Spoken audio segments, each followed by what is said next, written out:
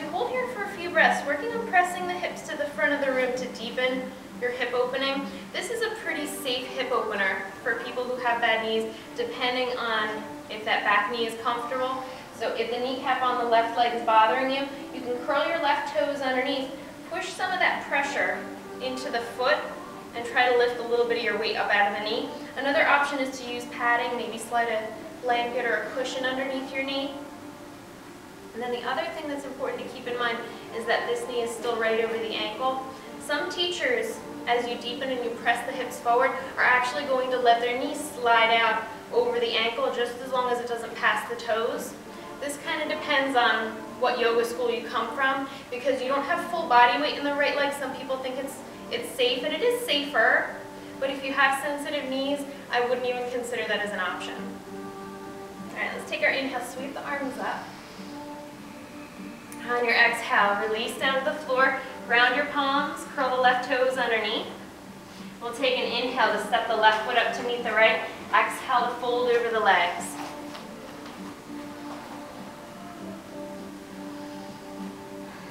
Let's take an inhale, come halfway up, draw the hands onto the shins, length out through the spine.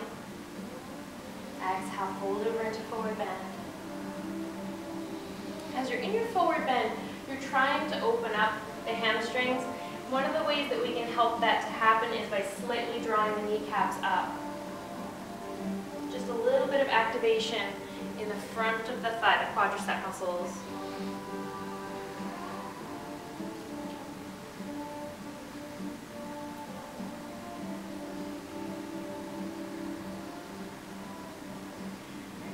On your next exhale, softening the knees a bit more.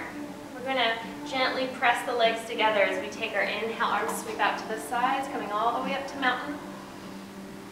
Exhaling, dropping down to the heart. Closing the eyes, taking 3 deep breaths here. As you take your deep breaths in mountain, bringing awareness down into the feet. Checking the 4 corners of the feet. You want to pay attention to the big toe side of the foot, the little toe side of the foot, the inner and outer heel. Make sure that they're all pressing evenly.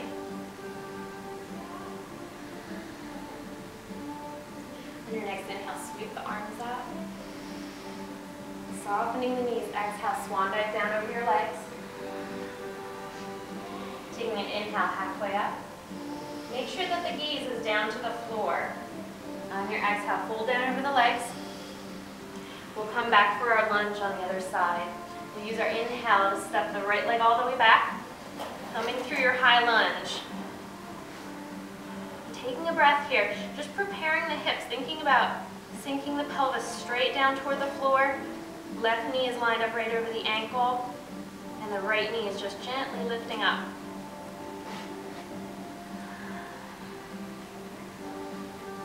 On your next exhale, you can drop the right knee down, release the toes out. Take your inhale, sweep up into Anjaneyana.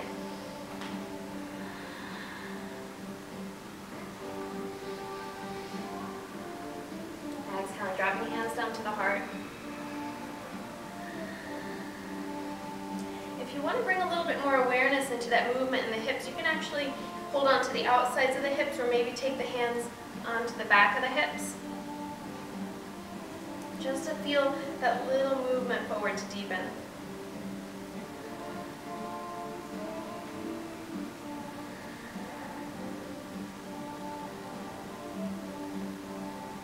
As you're holding this lunge, make sure that your leg doesn't start to fall out of that midline alignment. So make sure that the knee doesn't start to roll out to the side or in.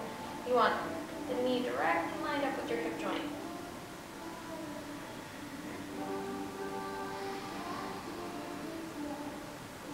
On your next inhale, sweep the arms up.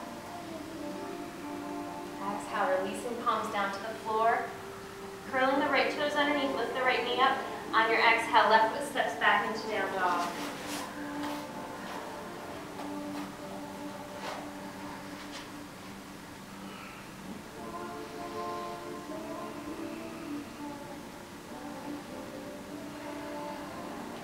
Let's take an inhale, roll forward into high plank or half plank.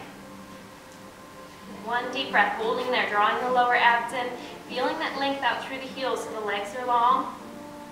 slow exhale, lower yourself down to the floor.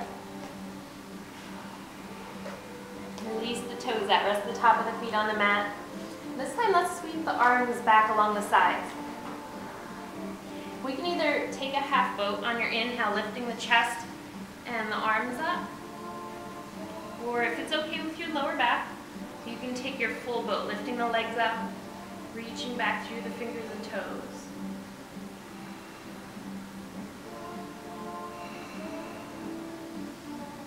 As you're reaching back through the feet, thinking about spreading your toes out, and then feel how that gives you a little extra lift in the lower body. Almost makes the legs feel lighter because it's easier to engage the muscles down the legs.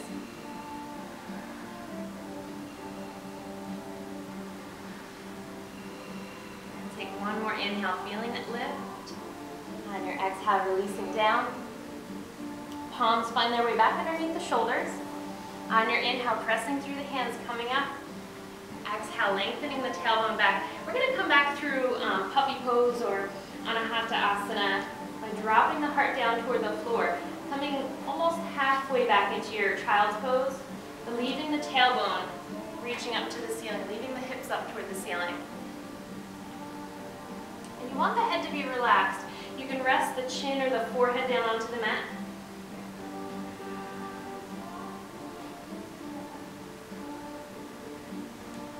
Taking one more full breath here. On your next exhale, letting your hips settle all the way back down into child's pose.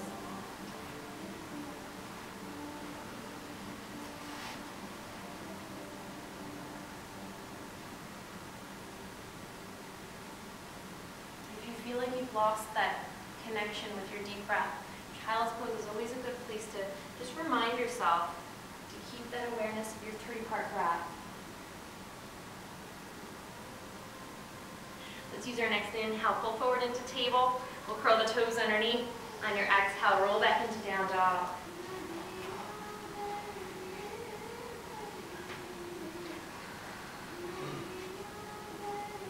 This time we'll start on the left side. So either staying in your down dog, or you can take your inhale, draw the left leg up behind you for a dog split. On your exhale, feeling that sinking down through the right heel. A little extra opening through the back of the right leg.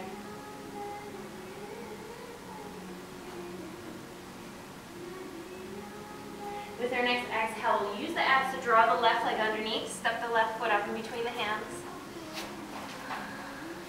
This time we're going to come up into our standing poses. We're going to angle the back foot out about 45 degrees, then take our inhale, sweep the arms up, warrior one.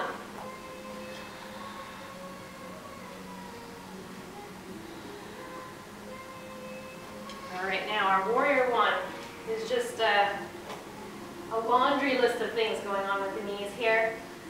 First thing, with the back foot, probably one of the most common issues that people have is you start to get pain on the inside of your knee, and a lot of times it's because you're rolling your weight into the big toe, and your pinky toes on that back foot are lifting up off the floor. So I want you to think about pressing the outer edge of the foot down into the floor. And a lot of times people feel like they have to get that perfect alignment in warrior one. You have to hike this right hip around and get it perfectly toward the front of the room.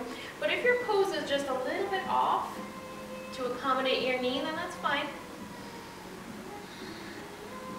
If warrior one is really not working for you, which it happens to some people, you can always take a crescent lunge instead. So muscularly, this is going to be more difficult for your front leg. You have to use more control to keep yourself lifted, but the knee is in perfect alignment with the foot and the hip, so there's no twisting in the leg.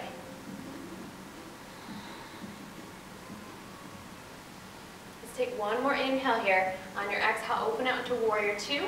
Right arm back, right hip back.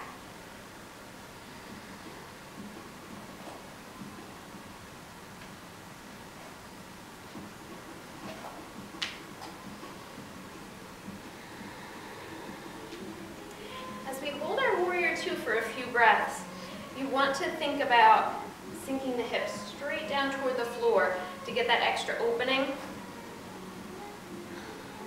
And to keep our left knee safe, we're trying to roll the left knee out to the side so that we can look down and see the big toe.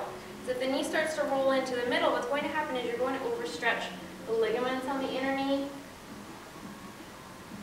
So even if you need to reach down with your hand and help it out to the side,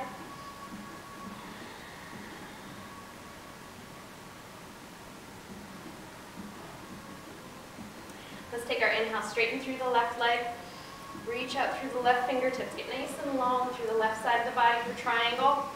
On your exhale, tilt yourself over, left arm drops down, right arm opens up to the ceiling. On your next inhale, use the right abdominals to pull yourself back up to standing. We'll exhale, bend into the left knee, find your warrior two.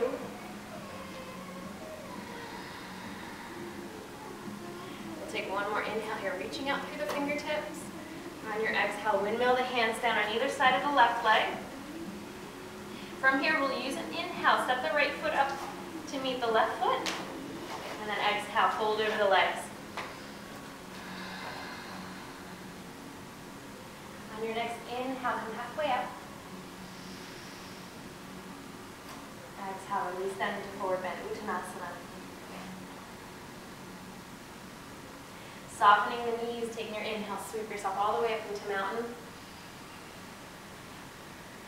Exhaling, dropping hands to the heart.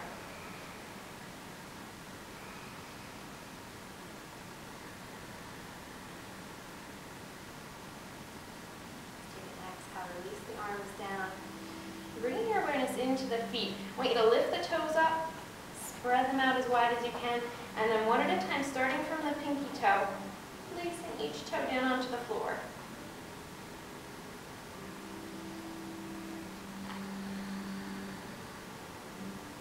And we'll take our inhale, sweep the arms up. Softening the knees, take your exhale, dive down over the legs. Inhaling halfway up, nice long spine. Exhale, forward bend.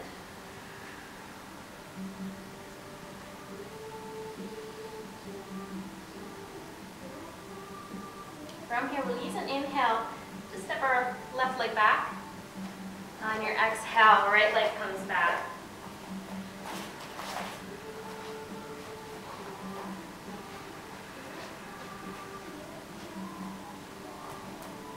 And then we'll inhale, roll forward into high plank or knees down for a half plank. On your exhale, take a nice slow chaturanga. Make the arms work really hard to bring yourself down slowly. Inhaling, lifting the chest, coming up into cobra for your back bend. Exhale, roll down the spine. Pressing into the palms, coming up to your table, finding that neutral alignment in the spine.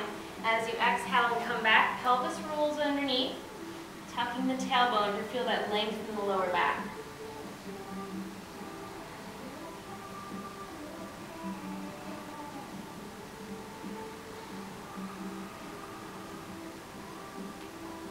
Reconnecting with your deep breath here.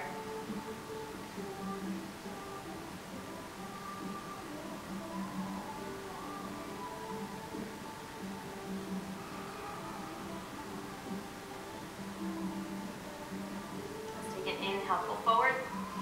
Come through your table. We'll curl the toes underneath.